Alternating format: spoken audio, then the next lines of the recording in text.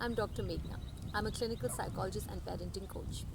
आज मैं आपके साथ दो कॉमन पेरेंटिंग स्ट्रैटेजीज़ के बारे में बात करना चाहूँगी जिनके बारे में हम ये सोचते हैं कि ये स्ट्रैटेजीज इफ़ेक्टिव हैं but actually these don't work. और एक ऐसी पावरफुल स्ट्रैटेजी डिस्कस करूँगी जो प्रैक्टिस करने में इतनी आसान है कि आपको आश्चर्य होगा कि इस स्ट्रैटेजी को अडॉप्ट करने से आपका बच्चा आपसे कैसे कोऑपरेट करने लगा। एक डैड कहते हैं कि मेरा बच्चा बहुत स्टबर्न है और मेरी बात बिल्कुल नहीं सुनता। एक मम्मी कहती है कि मेरे बच्चे को 500 बार सेम बात कहनी पड़ती है and sometimes have to yell. और एक और पेरेंट कंप्लेन करते हैं, कैन यू इमेजिन मेरे बच्चे ने क्या किया, उसने कुकिंग ऑयल पूरे किचन काउंटर पे गिरा दिया जबकि मैंने उसको कितनी बार बोला था कि बॉटल मत छुओ। So what do you expect me to do when he deliberately acts badly. To be fair most parents ये सोचते हैं कि चिल्लाने से या फोर्स यूज़ करने से शायद बच्चे का बिहेवियर ठीक हो जाएगा और वो बात मानने लगेगा। But the deep truth is कि बच्चे सबसे अधिक अपने पेरेंट्स के साथ अपनी रिलेशनशिप को प्रोटेक्ट करना चाहते हैं। तो इसका मतलब ये हुआ कि अगर आपका बच्चा बैडली बिहेव कर रहा है तो वो ये सिग्नल कर रहा है कि एक, बच्चे को आपसे स्ट्रॉन्गर कनेक्शन चाहिए, या दो, बच्चे की कोई बड़ी फीलिंग है, कोई डिफ़िकल्ट फीलिंग है जिससे वो एक्सप्रेस करने के लिए आपकी हेल्प चाहिए, उसको आपकी मदद लेना चाहता है। So let's look at two parenting strategies जो इनफेक्टिव हैं। पहला रिएक्शन जो इंस्टिंक्टिवली हमारे अंदर से निकलता है वो है स्क्रीमिंग। मैं चिल्लाती हूँ तो मेरा बच्चा कहना मानता है, but screaming doesn't work in the long run. 3 reasons की वजह से। फर्स्ट, बिकॉज इससे आपका बच्चा आपके साथ आपका रिलेशनशिप ख़राब हो जाता है आपके बच्चे का। Screaming erodes your relationship with your child.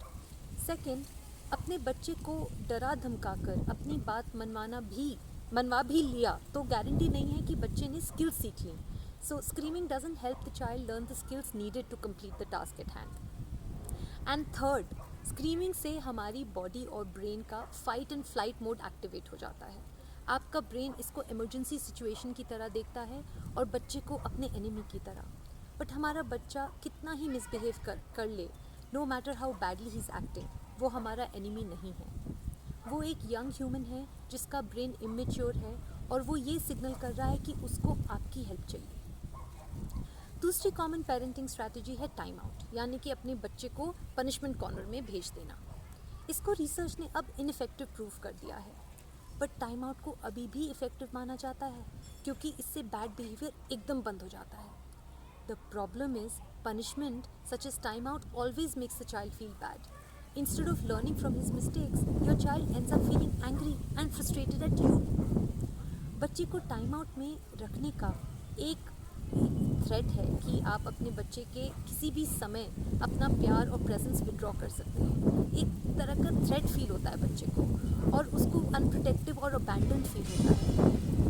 हम टाइम आउट में अपने बच्चे को भेज के उसको ये बता रहे हैं कि we won't help him with his difficult feelings, we won't help him when he is feeling angry और अपसेट। और जैसे जैसे बच्चा बड़ा होगा ये स्ट्रैटेजी ऑफ टाइम आउट काम करना बंद कर देगी। बच्चे में एक रिजेंटमेंट आ जाएगा, उसमें इतना गुस्सा भरा होगा जिससे उसे डील करना नहीं सीखा है।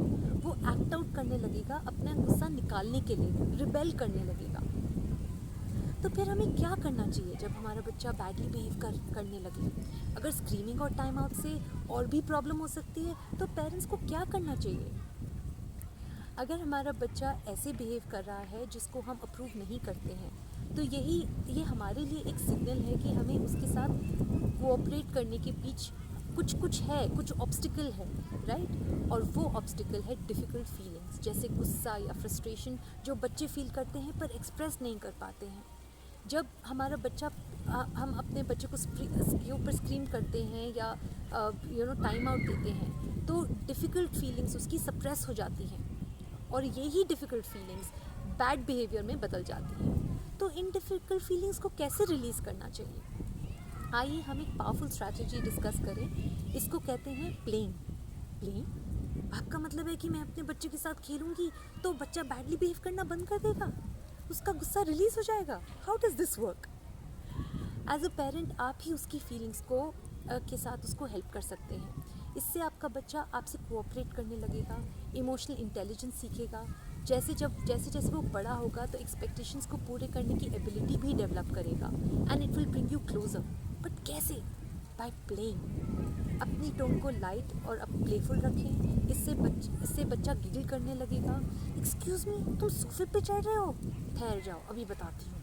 मैं सोफ़ा मॉन्स्टर हूँ और मैं बच्चों को खाती हूँ। अपने बच्चे को हंसते हुए गोदी में लें, टॉस करें ओवर योर शोल्डर। एक सिली गाना गाइए कि आप उससे कितना प्यार करते हैं and that you will never let her go. Play with her. उसको एक सिली चैंट सुनाइए, स्नगल करिए, सोफे पे कोलैप्स हो जाइए। प्लेइंग से अनकोऑपरेटिव बिहेवियर रिकनेक्शन और सेलिब्रेशन में ट्रांसफॉर्म हो जाता है। इस स्ट्रैटेजी को आप कभी भी यूज़ कर सकते हैं बैड बिहेवियर को इंटरप्ट करने के लिए। गिगलिंग से अपसेट फीलिंग्स उसी तरह से रिलीज़ होती हैं जैसे रोने से होती हैं। इससे ऑक्सीटोसिन, जो बॉन्डिंग हार्मोन है हमारे ब्रेन में, और रिलीज़ होता है। इससे जब आपका बच्चा और आपके साथ होते हैं, then when you're laughing together, you're bonding, you're helping him release his pent up difficult feelings। क्या मैं आपको ये सजेस्ट कर सकती हूँ कि आप एवरीडे बेसिस पर ये कर सकते हैं? सेट अ टाइमर और अपने काम को सिर्फ 5-10 मिनट के लिए भूल जाइए और अपने बच्चे के साथ खेलिए। अगर मैं आपसे प्रॉमिस करूं कि ये आप रेगुलर बेसिस पे करेंगे तो आपका बच्चा आपसे और भी कोऑपरेटिव हो जाएगा और आप और भी एनर्जाइज फील करेंगे।